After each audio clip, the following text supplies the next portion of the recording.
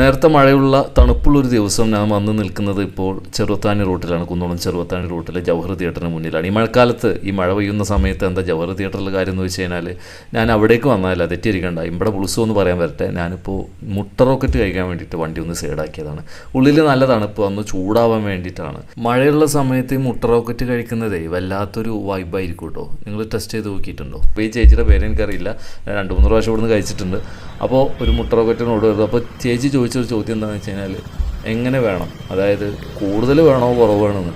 കൂടുതൽ കഴിച്ചതിൻ്റെ ഒരു ഓർമ്മ എനിക്ക് മുന്നേ ഉള്ളത് കൊണ്ട് തന്നെ ഞാൻ കുറവ് മതി എന്ന് പറഞ്ഞു. കാരണം ഇനി ഇതേപോലെ കൂടുതൽ കഴിച്ചിട്ട് വെള്ളം കുടിച്ചിട്ട് പിന്നീട് ഒരു പോക്കാണ് വണ്ടിമ്മൽ ഹൈ സ്പീഡിൽ എങ്ങനെയാലും വീട്ടിലെത്തിയാൽ മതി എന്നുള്ള രീതിയിൽ. അപ്പോൾ സംഭവം അടിച്ച് 10 രൂപയുള്ളൂ. എല്ലായിടത്തും ഉള്ള ഈ റേറ്റ് തന്നെയാണ്, സംശയമാണ്. എന്നാലും 10 രൂപയാണ് ഇവിടെ ഉള്ളത്.